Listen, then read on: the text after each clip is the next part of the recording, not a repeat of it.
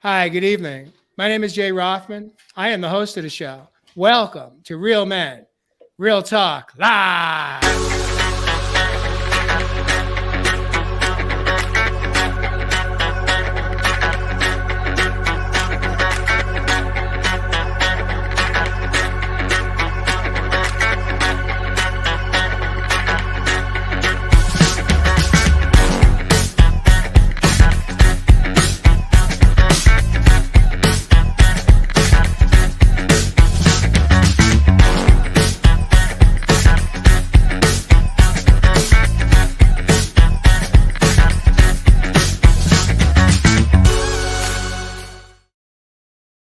Welcome back to the studio. Again, my name is Jay Rothman. I'm the host of the show.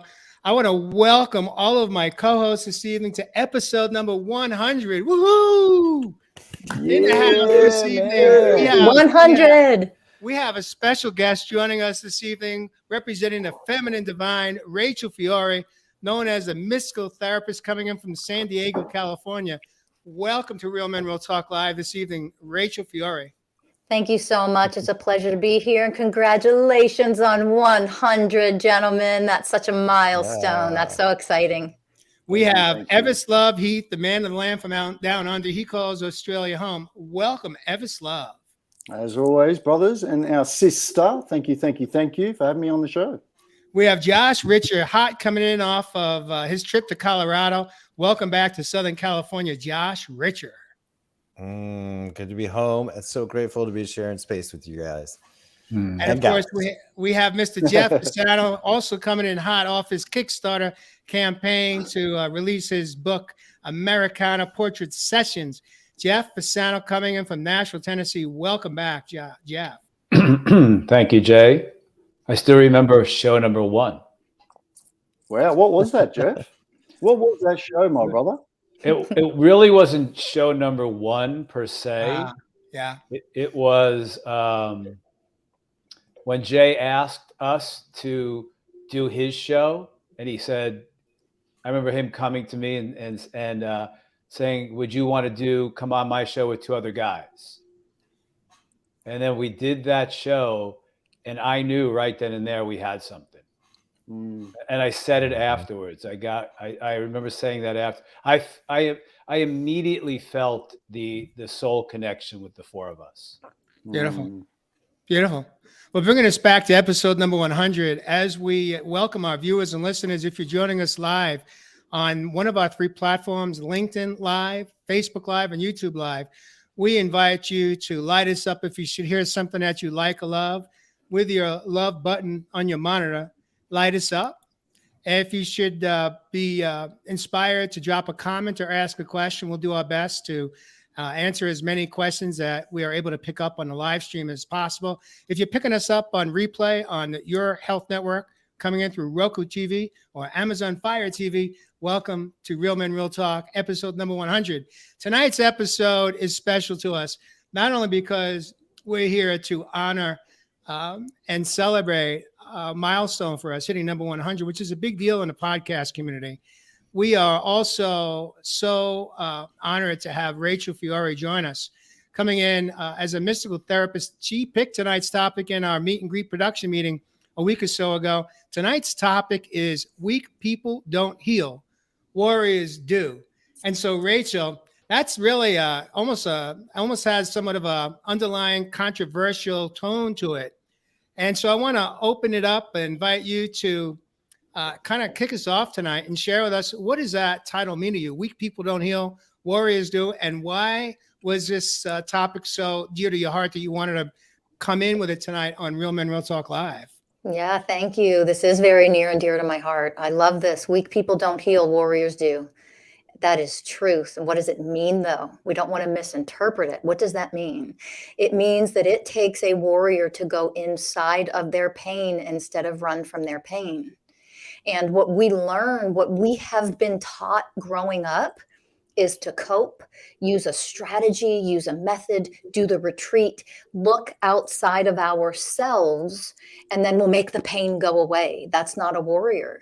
It's not by our It's not our fault. It is by default that we've learned to stay and show up as weakness. We've not learned what power really is. Power means, a warrior means, I can go inside of my pain when I am triggered, when my emotional pain is activated, when my trauma shows up in my body. I will go inside of that pain and I will love it so powerfully, so fully, with validation and acceptance that it has no choice but to alchemize. That process is very uncomfortable. That's why it takes a warrior. Woo! I think we've just had the show, Jay Rothman. Happy Yeah. 100th. Ev, what did you hear in that statement right there from Rachel? Can you break down what you heard there? Damn, sister, that was already probably 100 shows deep for us. Pretty much a lot of what we've already shared with a lot of our community. I just want to say a quick personal thanks before I go in a little bit deeper to our viewers that have come in from Rachel's angle as well. So thanks any of our brothers and sisters out there that have come in from Rachel's community. Welcome to the family. And for our brothers and sisters from here on the other side of the pond, from the bottom of my heart, thank you for supporting us all the way up to this 100th show. We're excited to celebrate going in deep on Warriors Do Heal. And for me, what the sister is saying there, so much of this journey, I'll put my hand up, man, and, we're 100 shows, as we know, in deep, that all of us here on Real Men Real Talk Live, we've talked about our trauma. We've talked about our abuse. We've talked about our darkness. We've talked about our shadows. So these very first steps of being able to become that warrior of light for within all of us is to really visit and go into that dark. Now, what that dark may seem for one individual may seem a little bit different from another individual. Your trauma may not be the same as someone else's trauma. But we all have this subjective look at what it may mean to be weak within our lives, what it may mean to have strength or to become a warrior. The thing for me, brothers and sisters, and, on my journey, when I had to go into that shadow self of myself, while I was, building the armor around myself to protect myself, to keep myself feeling safe, to keep myself feeling secure, was to really learn why I wanted to do that in the world and what programs I was running. I came to learn that a lot of those programs that I was running, they weren't even my own.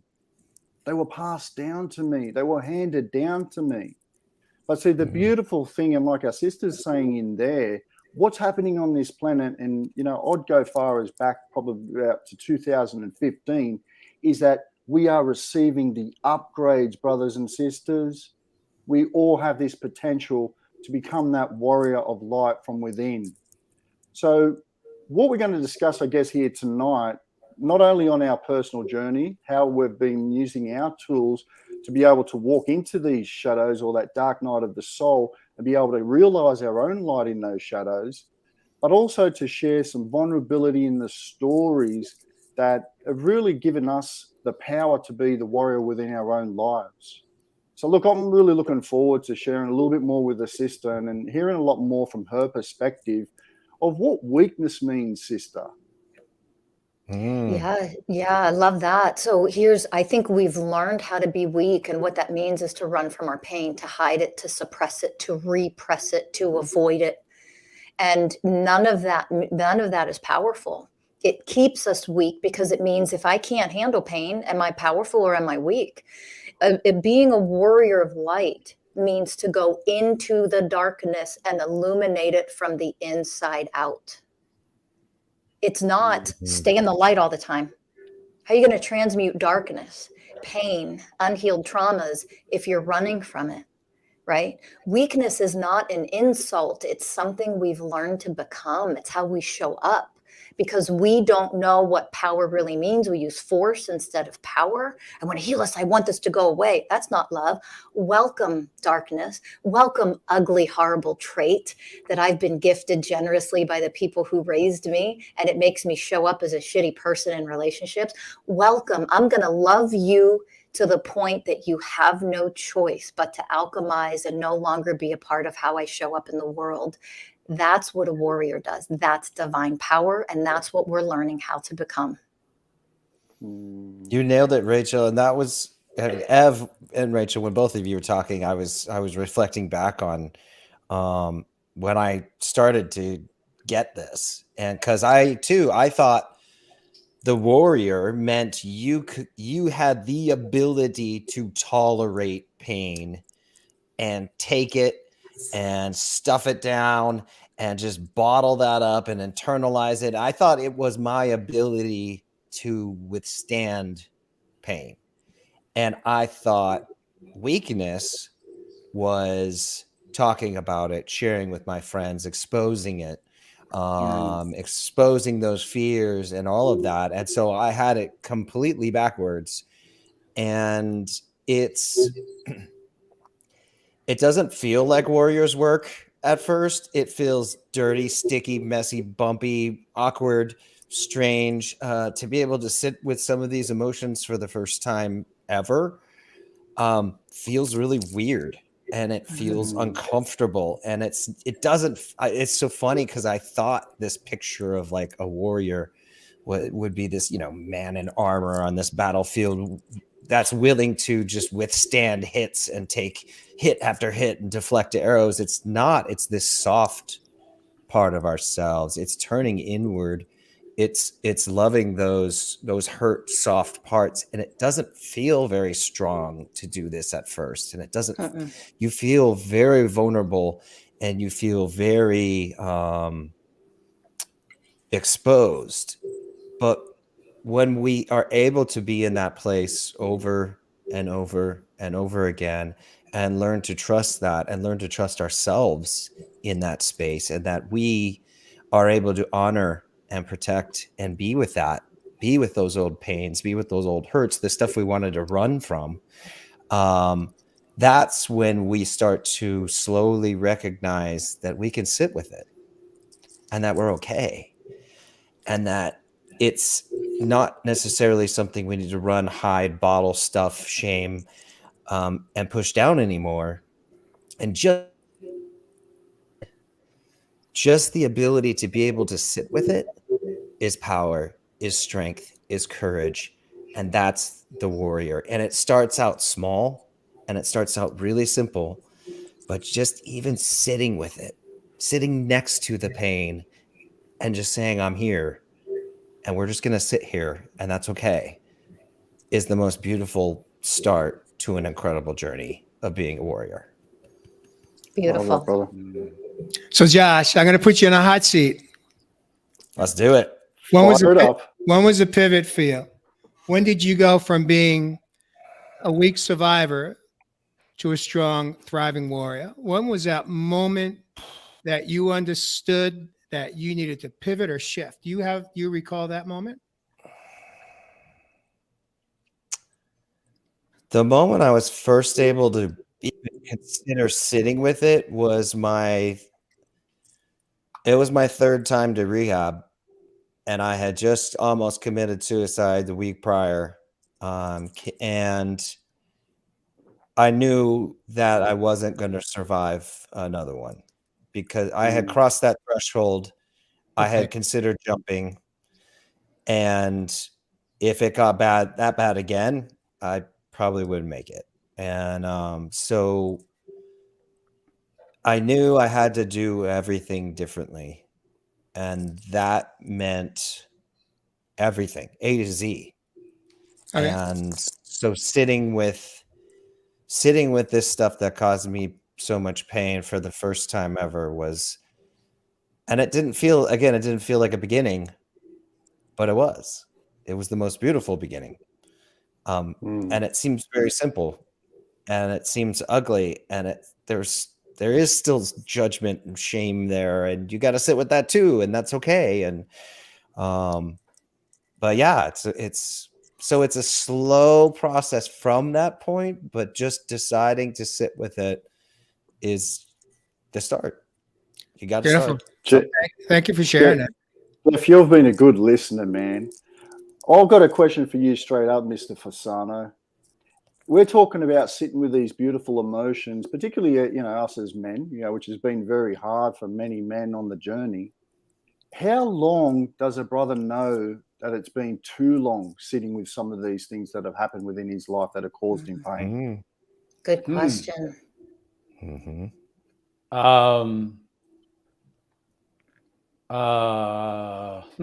Don't think about it, man. Let it come from within the heart space. There ain't Well, there's no two, room in here. actually, there are two answers to that. All right. There are two answers to that. The answer is, to me, most men never know.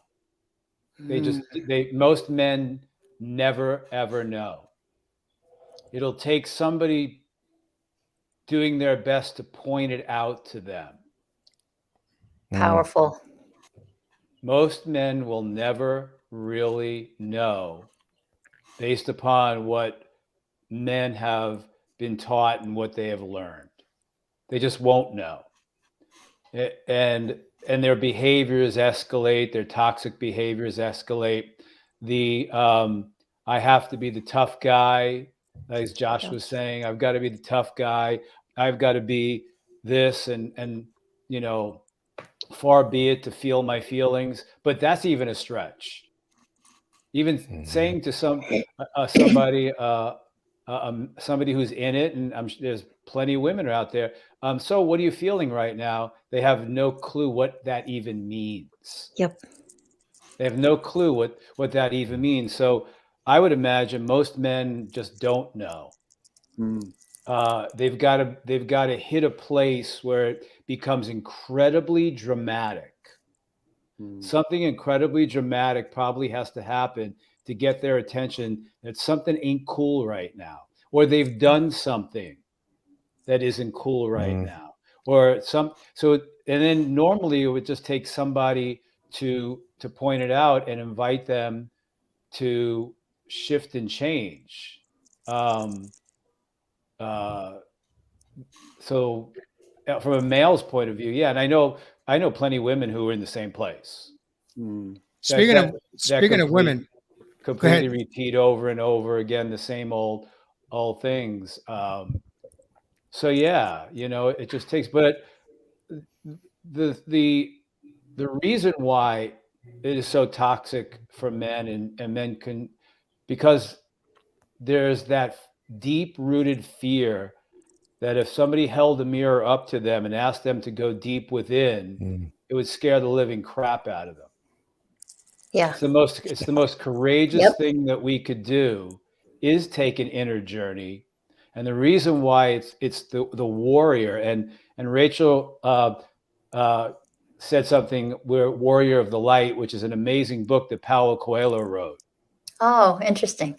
Called Warrior of the Light. I still have it. It's an amazing book, and it's great for men to read. And it's a beautiful book that's about the inner journey.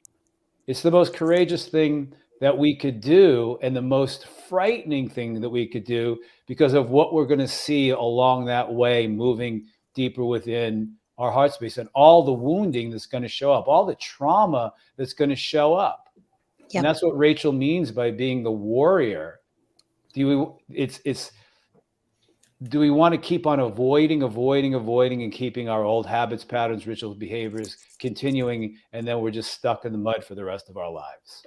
So I want to take a moment here, Jeff. I want to invite our beautiful guest, Rachel Fiori, to kind of break this down. Nancy says, I don't know how much longer I can live with the pain. That's a beautiful place to heal the pain. You're in the perfect place to actually start to alchemize it, to transform the energy of it.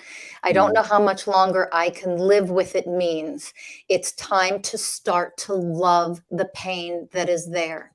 Because when you were a child, or however old you were when you had that pain created, that is the moment of creation of this pain, which needs love, not I can't take you anymore. It's I need to start to love you. And falling in love with the pain means embracing it, pulling it into your heart, and that is going to hurt. it is going to hurt. But only seeing the pain or looking at it or knowing it's there is not enough to heal it. What needs it to heal is the power of your love that you're offering that pain as it shows up. And that sometimes means more will come up, and that's perfect. That is beautiful, because it means you have the opportunity to love yourself. That's what self-love actually means. It means learning how to honor our pain. It was there for a reason, sweetheart. You have that pain for a reason. Something happened. It hurt. It wasn't fair. It was unloving. It was kind. And because of that, there's pain left over. Go in and love that part of you that went through that pain, that trauma, that unloving thing, and honor that pain. Love it, pull it into your heart and love it. It has no choice but to start to heal when you offer love to it. Love truly heals all, but that is an energetic thing that most people don't understand. Offer that loving energy and it will start to transmute. So I want to, that's a beautiful response, Rachel, but I am curious, and I'm sure most of our viewers might be as well. You're a teacher today. You have a business, you run a program called Masters of Self University, I believe. Yeah, that's my corporation. Yeah. Okay, so my question to you is that you didn't come out of the womb already healed. You probably have had to have gone through some significant experiences in your own life to get you to where you are today. I want to ask you, for those that may not be familiar with who you are, if they're first time listening to you speak tonight, what was the defining moment in your life when you knew that perhaps maybe for you, it was do or die? It was survive or thrive. It was stay weak or become a warrior. Are you willing to share that with us on Real Mental Health Talk Live tonight? Yeah, absolutely. So I will share first that when 7 days after I turned 5, my biological father died. And from that point forward, very quickly, there was another man in the picture, and he became my stepfather. He was bipolar. He was extraordinarily abusive. Mentally, he was very psychologically abusive, verbally abusive. He was a horrific person. And out of control, unpredictable. His bipolar disorder was out of control. And he was a doctor. He was a physician. So forget getting any help. Doctors, are you kidding me? That persona, right? And so living with that abuse from, 5.5 or so on, my first pivotal life defining moment was at 13. When, being abused, constantly told what a piece of shit you are, being called a whore before you knew what the word meant. Like I was so young when I was, called all these things, how stupid I was and how incapable, whatever. So there's the abuse every day, all day. I lived in fight, flight, or freeze every single day of my life. I never knew what was going to happen, if I was going to get hit this time. I didn't know. And so at 13, I developed the programs. But if I just show him how good I am, if I just get another award, if I make sure I get the straight A's, if I get the, every sport that I was, really amazing. I was a good athlete, and it was never good enough. So I remember getting a B on my report card, and a B meant an F in his eyes. And I was terrified to go home. I didn't know what I was going to do. And so after getting that, of course, I was, screamed at for hours and humiliated and grounded and whatever. I had to get that grade up. I had to get the A. I worked so hard to get it. And when I got the A, I came home with my report card and I just waited. And I handed it to him when he came home. And I was looking up in his face, just waiting to see that proud face. Like, I did it. You did a good job. Nice work. Anything. And I saw his face change. And I knew the look. I was about to get it. And you never knew how bad it was going to get. So I froze, and here came the fear. Here came that fight, flight, or freeze. Oh shit moment. And as he unleashed this rage, he just was like, this isn't even an A. It's a low A. It doesn't even count. You stupid, whatever. He started to scream. And I just left my body. And it was like I was behind us looking at us. And I had this massive epiphany. Oh my God. This has nothing to do with me. Nothing to do with me. These are his programs. No matter how personal it feels, this is not about me. Mm. And it was like a weight just lifted. Mm. And I just kind of smiled a little bit. Now, that was my first shift into spiritual awakening. It didn't make the abuse go away. It didn't make me not want to die year after year of having to put up with this shit. But I knew at that moment, none of it was mine. None of it was mine. And from that day forward, I didn't give a shit if he approved of me or not. I then excelled in sports, worked hard in school, was an advanced college. I did that for me. I did it to show me I could do it. I was good enough to achieve, or if I didn't do well enough here, that's okay. I would do better next time. Why? For me. I never again did it for him or for anybody else. That was that was the biggest pivotal moment that set me on the path to where I am today. At 13? I was 13. I'll never forget the day. Wow. Mm. Rachel, I will say that as I'm just sitting here listening to you, first of all, I got chills. Mm. I feel your pain as your younger self. And that's not easy for someone like me who didn't know how to feel anyone's pain, especially my own.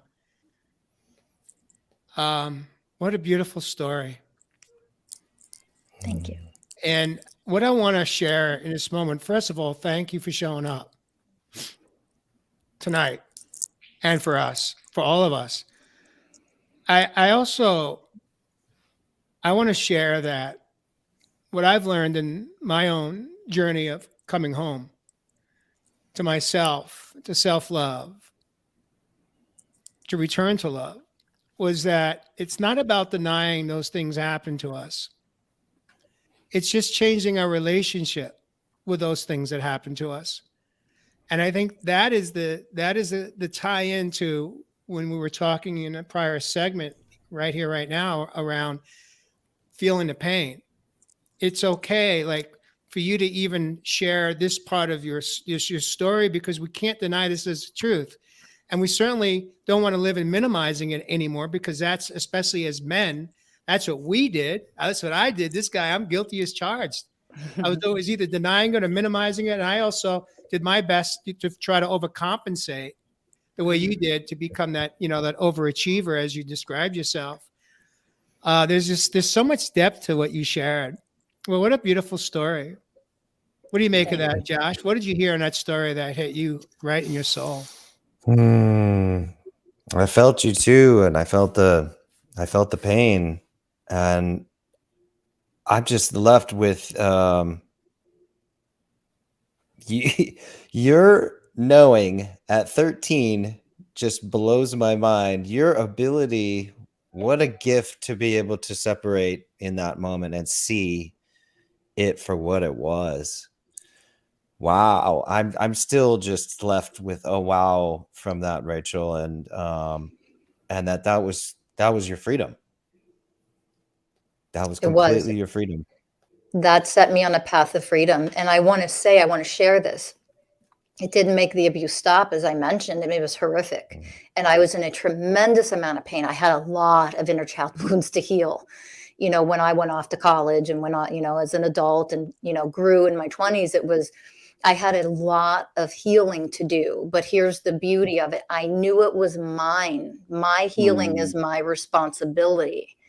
And I remember going off to college because that's the only way I could be set free. It's the only way I could get out. I have to make sure I go to college, I get an education. I want to take care of myself. And I didn't want to be trapped there. And so when I went off to college, and excuse the language, because I'm going to drop an F-bomb. This is what I said. I'm going to keep it real. I went off to college and I said out loud to myself, there is no way I'm not fucked up from this. There's no way. It's impossible for me to not be fucked up from what I experienced since 5.5 years old to 18. There's no way. And I made a vow to myself that no matter what, I didn't care how long it took. I was going to spend every day of my lifetime healing myself so that I wouldn't turn into a monster that he was how he treated me. I didn't want to do that to another human being. And the only way to not do that is to focus on my own healing and elevating myself. And that was my focus from that point forward. So in that moment, you made a conscious choice, if I may paraphrase what I just heard you say, is that you were not going to live in victim mentality of victimhood. Never. You knew that you had more potential. You knew that you were worthy of more than that. And your mantra became not here, not now, not today. I want freedom. I want to be free to love myself and no longer needing the approval from my father. Yeah. I was never going to live as a victim. It was never going to be a poor me. It was going to be, what did I learn from that? What was for me? Not poor me. Something here was for me. I don't know what the F it is. I didn't have a clue at the time. I sure didn't know, but I made a vow to myself to make sure I healed myself, because I just, being treated that way. And when you, at 16, it was just, I would rather be dead than continue to have to put up with this every day. I can't live like this anymore. And it's that I don't want to be someone that makes another person feel that way because I'm the monster. And so I might not know how I messed up, but I'm not going to stop finding out what is in here inside of Rachel. And then I'm going to heal whatever is in there. I don't care how ugly. I don't care how scary. I'm going in, I'm finding it, and I am going to find out a way to heal it. And that's my whole adult life has been devoted to that. Beautiful. I want to shift gears here. One of our viewers have asked, put a couple of questions out here, and she's asking the relationship between physical pain, and is there a relationship between physical pain that comes from either an injury or comes from a medical condition, which she did not say, but I know that there is a medical condition tied into that question. Not only for herself, but for all of us. We've all either gone through a medical crisis, a medical diagnosis, and or some type of physical injury. Is there a connection or an attachment to the emotional wounding and shadows that we've been living in? You're shaking your head yes, so that's a yes. Tell us more. And how can we embrace that type of pain to actually help activate the healing process on a physical level, whether it be from an injury or a medical condition? Yeah, so I'll start off, and I'll let anybody share as well, that almost always, without a doubt, that those things are happening. Your emotional pain, your unhealed stuff manifests in the physical. There's no separation of energy. Like, everything is energy. Emotional pain is energy. Old unhealed traumas is energy. Your body is energy. They're all one. And so over time, when that's trapped in there for too long, it has no choice but to manifest. It's tearing the body up. It's too much work for the body to hold on to that dark, ugly pain instead of being able to function crystal clear in that more elevated energy. So it's going in, and I usually teach people, the process that I teach as a coach or at Masters of Self University, we teach the step-by-step process to go inside of the pain and transform that energy. It's nothing but energy. Pain is just energy. So it's going in and learning how to love and transform it in a very, very loving, nurturing way. And then it doesn't stay in the body. If there is an injury or something else going on where you also need other treatment simultaneously, that's fine. But physical pain, this is hard, but physical pain, you treat the same way. You bring love to it, not, oh my God, go away. If anybody said, ew, I don't like you, go away, that would not feel loving. It's not loving to your body either. It's not loving to any aspect of yourself. I don't like you, go away, I want you gone. Instead of, hi, welcome. I'm so sorry you're in pain. Let me bring some love to you. What can I do to make you feel loved and nurtured right now? And that's talking to yourself, every aspect of yourself, including your physical body. That's where you start. I love that. Love that, Rachel. Go ahead, Ev. Yeah, and I love what we're talking about here. And, obviously I've got my tag name on here, Evis Love. But, one question I've asked to, the brothers in the past on the panel, sister, many of us through our lives, you know, we really have a definition of love equals pain. Hmm. And we're talking about bringing love to these parts that need love. Mhm. What are some of the healthy coping mechanisms? What are some of the tools that you've been able to use successfully with your clients to help them understand, understand, and overstand how they can transmute and alchemize that pain into love? I think first is understanding the definition of what love is. It's not a feeling, it's a way of being. Can you repeat that? Now Love, we talked about that a couple of shows ago. did you? Oh yeah. Let it go, Jeff. Let it go, man. Let Go it go. ahead. No, You want me to go? love is not a Yeah. feeling, it's a way of being. Love is a way of being. It's not some feeling you have inside of you. It's a way of being. How do I show up for my pain? It doesn't mean I don't feel pain. It means I am going to love and nurture it while it's there. It is there for a reason. That's part of honoring ourselves. And it doesn't mean you drown in your pain. That's how you actually alchemize it. So just to briefly answer, and then I'd love to hear from Jeff, is the tools I teach people when they come to our coaching programs, and for the mystical life coaches that I certify, I teach them to throw every single tool they've ever learned away in the trash, put it in the toilet, and flush. I get rid of all tools. You know why? Your divine power is the only thing you ever need in life, because no matter what, you always will have you. If you're stranded in a desert, you will have you. You might not have another tool, but you will always have you and your divinity. And so I teach people the step-by-step process to go inside and connect to their true source of power. That is what alchemizes the pain, the traumas, the programs, everything by the power of you. That's part of what we teach and how deep we go. Let me ask you this, Rachel. What if some of our viewers they're not religious, or they don't embrace spirituality in their life? Is it make it more difficult to go through this process you're describing, or No. is it just the same? No, it's okay. You're perfect as you are. Whatever you come with, you are perfect as you are. It is fine, because all you have to do is be willing to go in and sit for a couple of seconds and feel what it is that we guide you through. We don't have to say anything spiritual. I don't say anything religious almost ever. That's fine. You're perfect as you are. You still have mental programs running that were created when you were 2 or 7.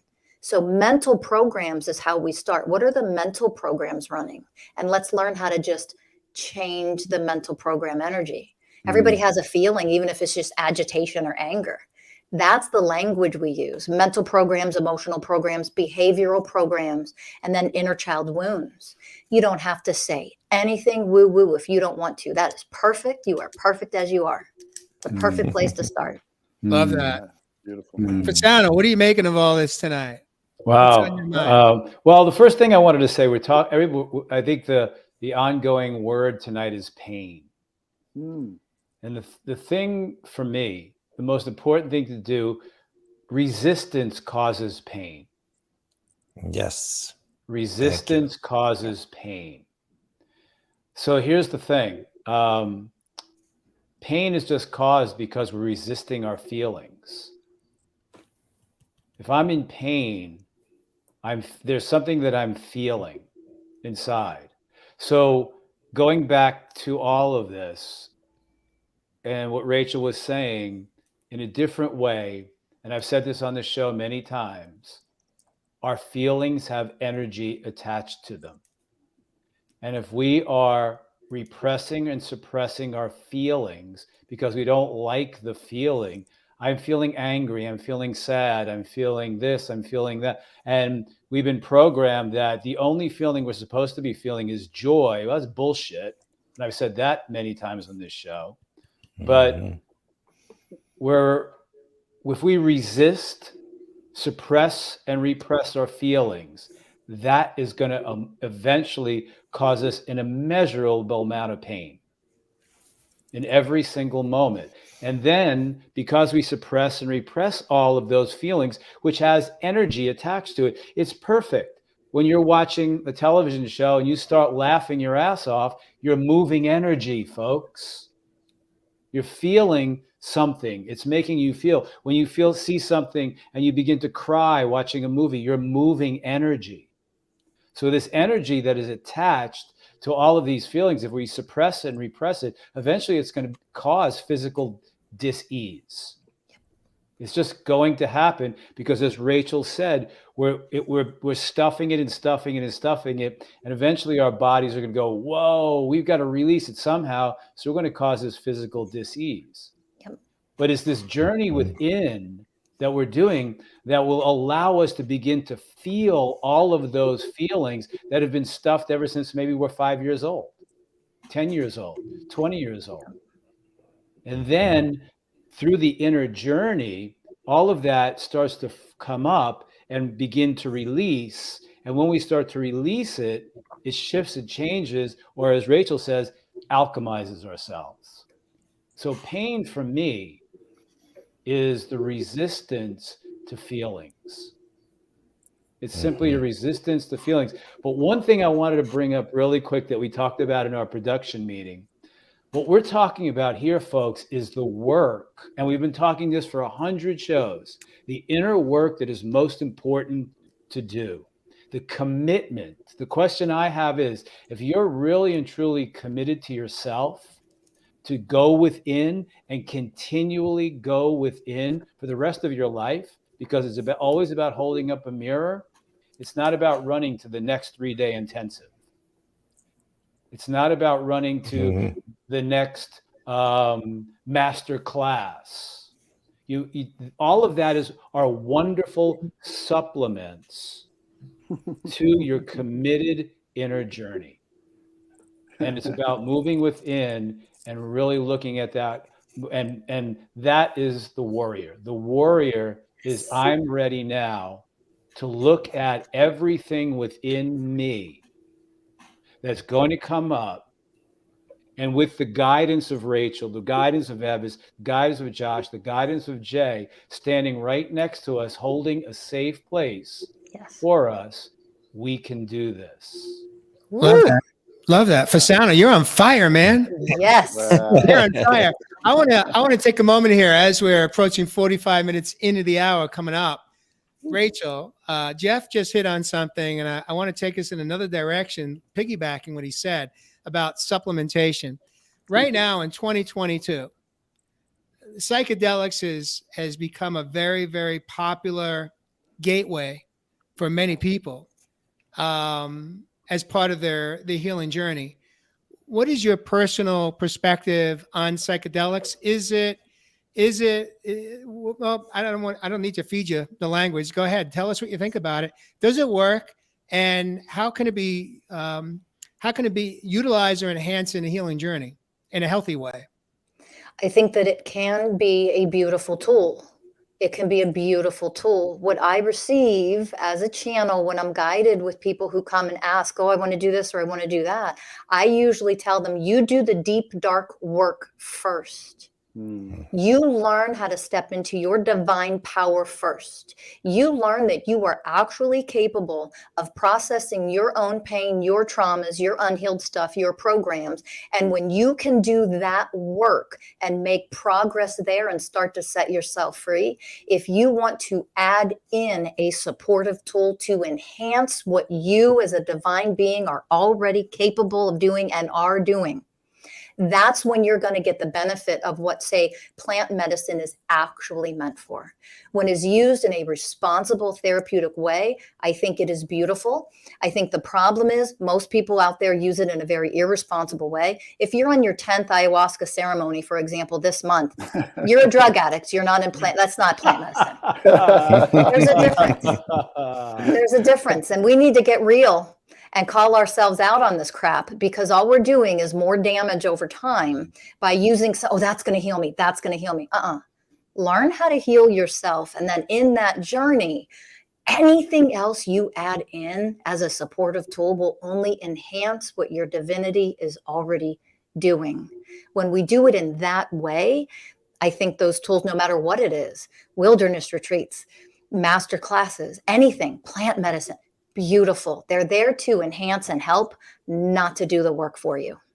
So if I may love that, paraphrase, and I wanted to go there so bad too, and to piggyback on you too, Jeff, was that because I did it. I did all the courses. I did a 3-year massive intensive multi-days every other month for 3 solid years. I read all the books. I did all the things. If we're looking outside of ourselves for the answers, either through and I've done it with mushrooms too. I've gone into mushrooms saying that I'm going to find the answer here. The answers don't come from outside of us ever. No. Ever. And I spent the better part of actually all of my 30s and my late 20s looking for the answers from the next person, the next book, the next thing, the next drug, the next something outside of myself. And I never, ever found it and spent a whole lot of money and effort trying. It's never outside of ourselves. And what you said earlier, Rachel, was so beautiful and so simple, and I didn't want it to get skipped over, was that the answers are in us. We have the power to do this work ourselves. Yeah. And that's what absolutely changed my life completely, 1,000%, was taking back my own control and knowing that I had the power to do this work and to do it myself, and trusting in that, and trusting in me. Oh, beautiful. Trusting that the answers were in me, and that if I just created enough stillness, balance, self-love, and truly turned in, the answers will emerge. We don't need all of that stuff. It's already in us. Yeah. And that. Josh, I Beautiful, want to ask you, take a nice deep breath first off. Yeah, man. And what just bubbled up for you? You clearly got emotional, and I love that. And I'm curious, what's at the bottom of that? What brought that up? What are you feeling right now in this moment? I spent so many years and so much money handing my power over to somebody or something else. And I truly, truly, truly believed with every fiber of my being that I needed someone or something else to heal me, and that I was broken and I was damaged, and they had the answers and I did not. That's why I get emotional, and I'm going to get it again, because we have it. Nobody has the answers for us. We have it. Yeah. Hey, Josh. And it Beautiful, takes a Josh. little bit of courage, a tiny bit of courage. And that's it. But stop looking outside, because you're wasting your time and your money and your energy. Hey, Josh. I love you, man. Yeah, brother. You make it easy. Let me tell you something. What I'm feeling coming forward from you is that you finally awakened to the fact that you had something beyond power. Knowledge is the power. But what you tapped into was something you didn't know you had. I didn't know I had, ever.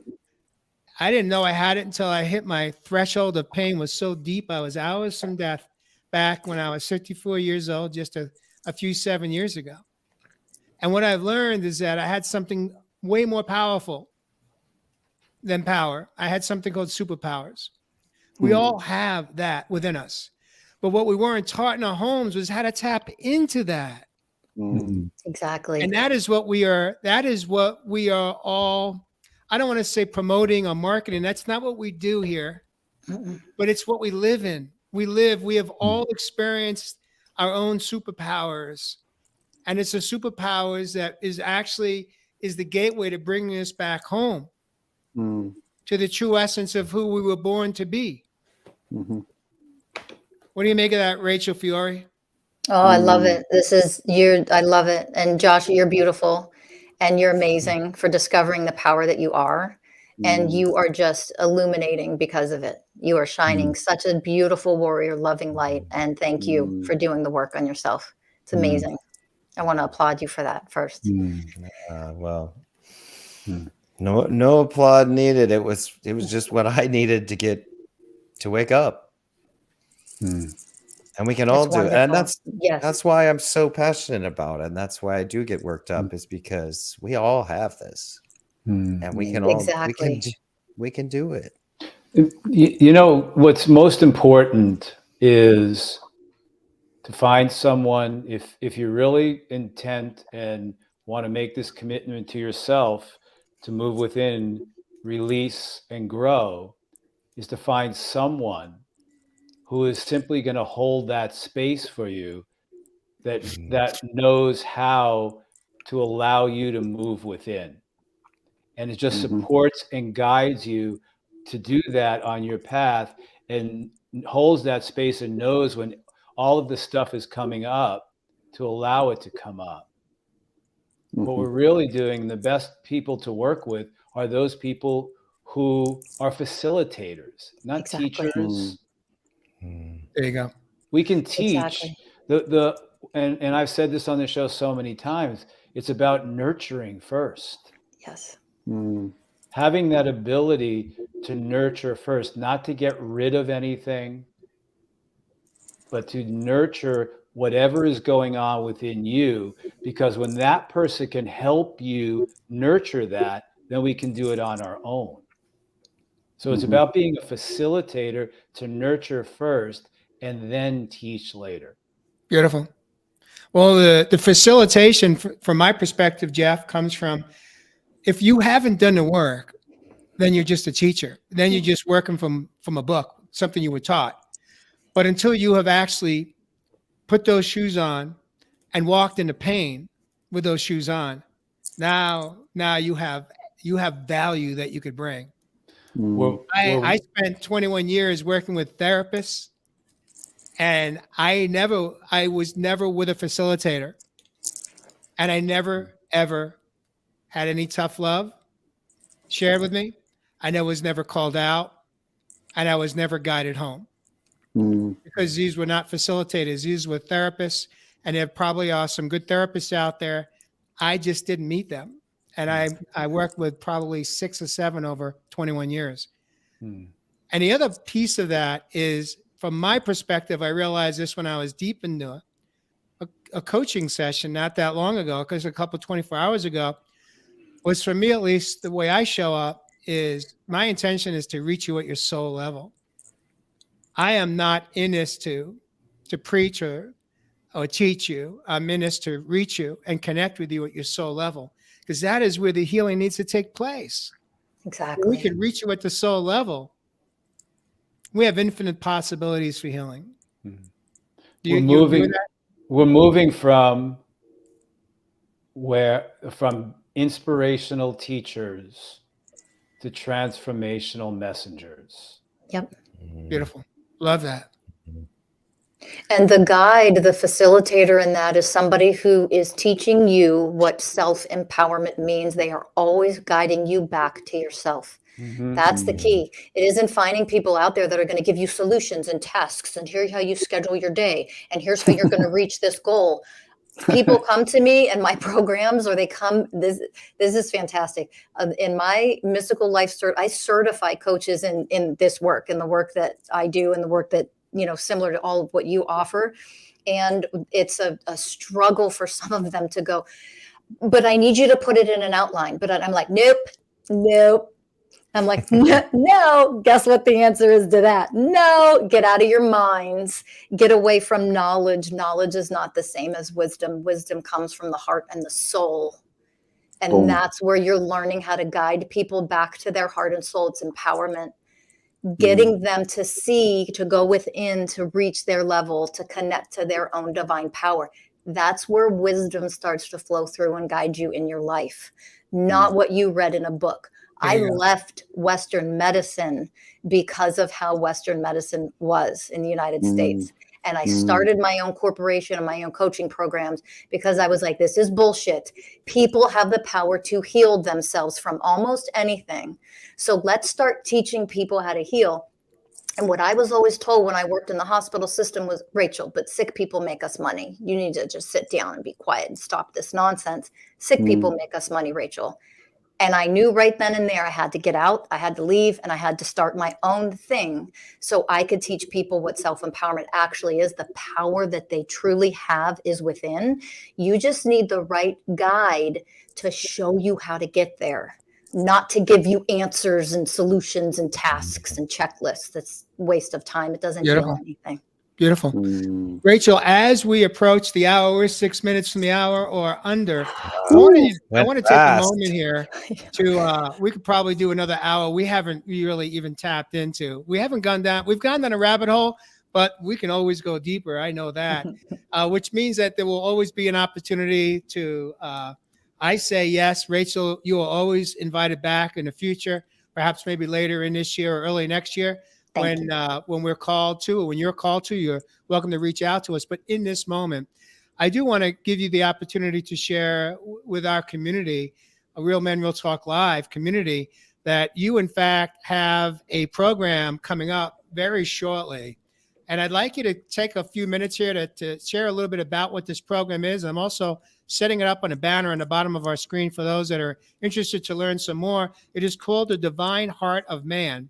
And it is an 8-week transformational healing for evolving men with you that's coming up in May. Can you share with us just real briefly a little bit about what the intention of this program is and why someone should consider looking into it or saying, yes, I'm in? Absolutely. And thank you for this. The divine heart of man is really connecting to your heart and letting everything else heal and alchemize. Everything we've talked about this evening is in the divine heart of man. It guides you back to yourself so you can learn what it means, what it feels like, and how, step by step, how to actually go in and heal everything in there that you would like to heal within yourself that you're still stuck in. It's teaching you how to do it for yourself. And our certified mystical life coaches, these men I'm with tonight are some of the most amazing men in the entire planet. I love you. I think you're all wonderful. And I can tell you that there are incredible, amazing men that are now certified mystical coaches in this work that will guide you through this level of work and teach you while they have the spaciousness for you to move through pain and old traumas or wherever you're stuck. They also guide you and teach you how to do it for yourself. You come out of that empowered, healed, and how to spend the rest of your life knowing that if you get triggered or if something negative happens or painful, you know exactly how to go in and transform it in the present moment. Those are the skills you walk away from. We're here to empower, not create codependency. Love that. Love that. Beautiful. Thank you for sharing that. There was an interesting question. Someone just asked out there, Jay, is it just for men, sister? This particular program is just for men. Yep. It is just for men. This one is. Okay. Now, if people want to get hold of you, what's the best way for them to reach you? Is that mastersofselfuniversity.com? You got it. Go to mastersofselfuniversity.com. Okay, beautiful. I want to do in this moment here, since you have joined us for our 100th episode, I'm going to put each one of my co-hosts that have been, how do I put this? Absolutely amazing in my life. I had no idea when I invited you to join me how you would impact me and my own life. But I would like to invite you just to take a moment here, maybe a minute each, just to kind of share what has changed in your life, or what has being part of Real Men Real Talk Live, what has it done for you in your own life? Ev, since you're at the top, we'll invite you to kick us off in this moment here. Yeah, I think one of the most beautiful things for me, brother, and I won't take too long, is the fact that even though we could be on the other side of the pond and, you know, hundreds and thousands of meters away, so to speak, or yards, as you guys might call it, we still have a beautiful connection. And for many men out there, you know, they're really doing it tough. They don't have these particular connections that they can find and revere with other men that they trust. So I'm just going to say from the bottom of my heart, thank you for having me on the show, my brother, and my brothers, I should say, but also for our sister coming on tonight, and for any men out there, and look, any sisters as well, but brothers in particular, because I help a lot of men. You know, if you're looking to get help, you know, you've heard what the sister's talking about tonight with her Divine Heart of Man workshop, or something else that you feel like you're being called to. Really reach out and find that support, because we really are in an opportunity to start living out our best life and be able to walk through some of these shadows that we call our weakness, to walk into that warrior of light that we're talking about tonight. So, Jay the Rough Man, thank you, my brother. Got it. Jeff Asano, you're up. What has this show done for you, and how has it impacted your own life? That I'm not alone. Whenever something comes up, I'll really be honest. Something right before we got into the green room together, I got a message from somebody I photographed 4 years ago, and it hit me of what this person said. But this show tonight, I've just moved through it. I've learned so much from you guys, but what I cherish the most is, yeah, we could do that inner work and we could stand on our own, but sometimes we just hit friggin' blind spots. And what I've really realized is through this soul connection that the four of us have, that we're there for each other. And I know that I can, if I hit a blind spot, as much work that I have done, as much inner work that I've done for over 20 years, and all the tools that I have, I'm still going to hit a damn blind spot. And when I hit that blind spot, I know where I can go. Beautiful. And that is really important of what we're demonstrating here as creating new models in our life. What we're intending to do here is be new models for men. And what I've realized is, boy, man, a lot of our audience knows a lot of my stuff, but I just know from this show that I'm not alone. I can call Jay. I can. Evis and I have had long conversations. Josh, and we've been there for each other. And that's the most important thing, folks, is have that community that when you're in the shadow and you don't know where to go, even as much work as you've done, you're not alone, and you don't have to always do it alone. Beautiful. I just want to take a moment here, Jeff. I don't know if anyone was keeping a scorecard as to which man showed up in the feminine divine in a moment. When I say that, meaning giving ourselves permission to show vulnerability and literally strip bare naked, removing the armor so that we can have a spontaneous moment of healing. You by far are at the top. You have really shown up.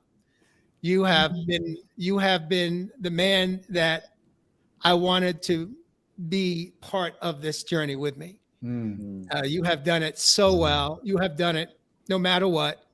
You, my friend, have shown up with dignity and grace, week in and week out, even when you didn't want to, even when you were angry, even when you were pissed off, even when you were in pain, you showed up. And through that process, you had spontaneous moments of breakthrough healing. And I will forever cherish each one of those moments that you touched my life. So thank you for that. Beautiful, brother. Josh, you're up, man. What do you got to say? How has this show impacted your life?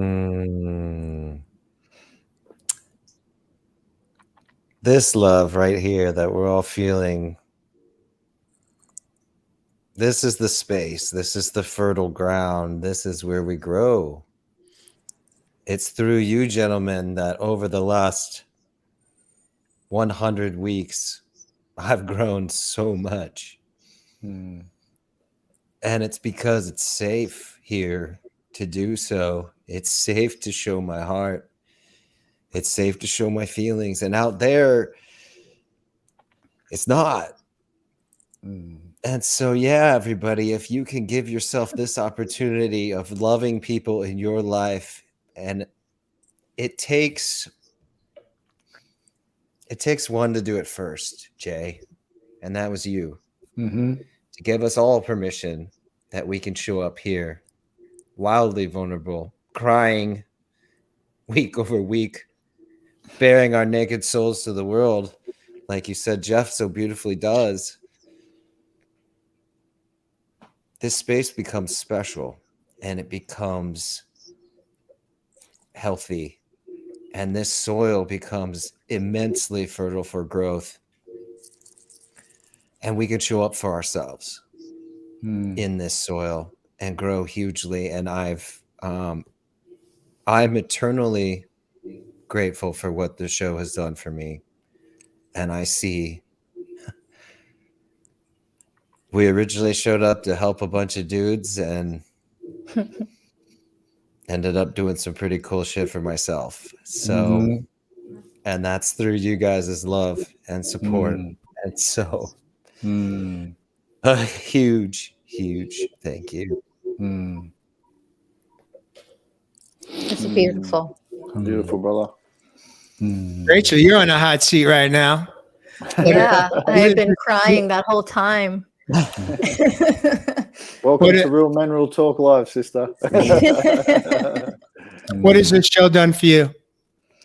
It's allowed me to have a newer, deeper level of hope that for men to heal themselves, because there are more seeing men like you who have done the real work and continue to do what I call the real work, that deep, inner, transformational, painful, challenging warriors work.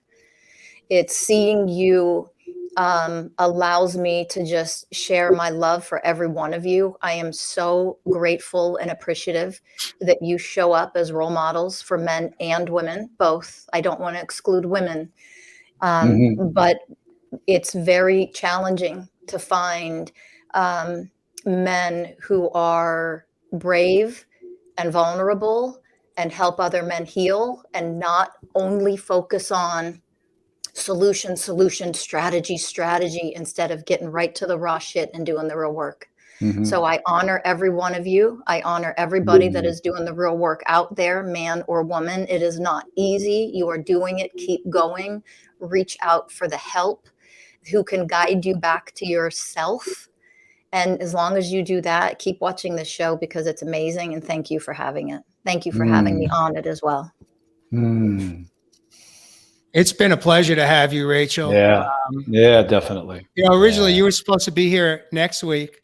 And when we met in a production meeting with you last week or so ago, it came to me, I got a download from Source, and Source said to me, wait a minute, why not invite Rachel to join us for a 100th episode if you're available? And you made it work. And so I want to take a moment to thank you.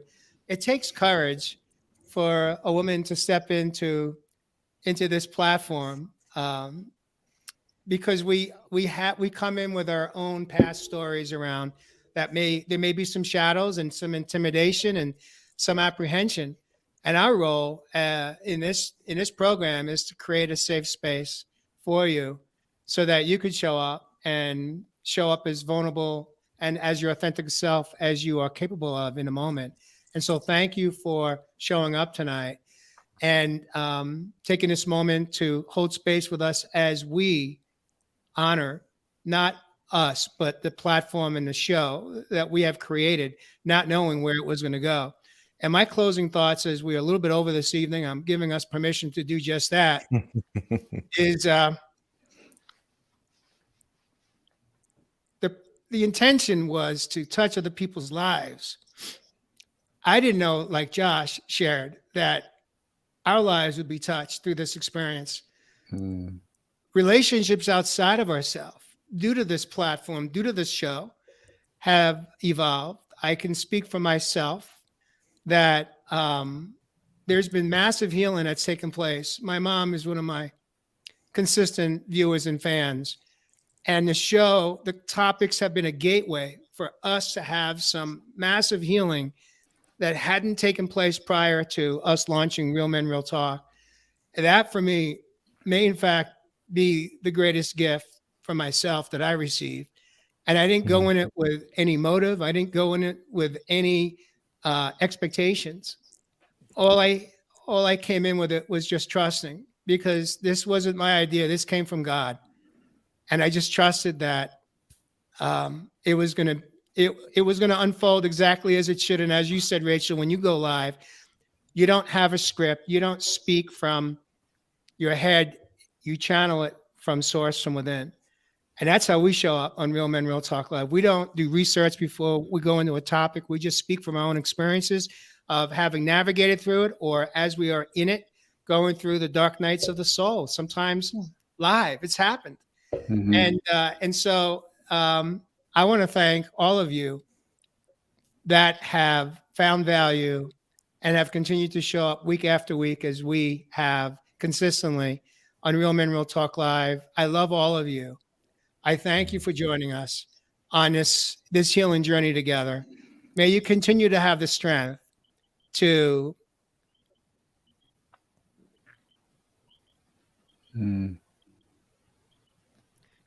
believe and know how powerful you are, and that you have infinite possibilities to heal mind, body, and soul. Let 2022 be this year where you rise above the words you have spoken, the thoughts you have believed, and say, not here, not now, in 2022. Let this be the year of infinite possibilities for you, for healing. And with that, I love you all. We'll catch you next week on Real Men, Real Talk Live. Thank you, Rachel. We love you, girl.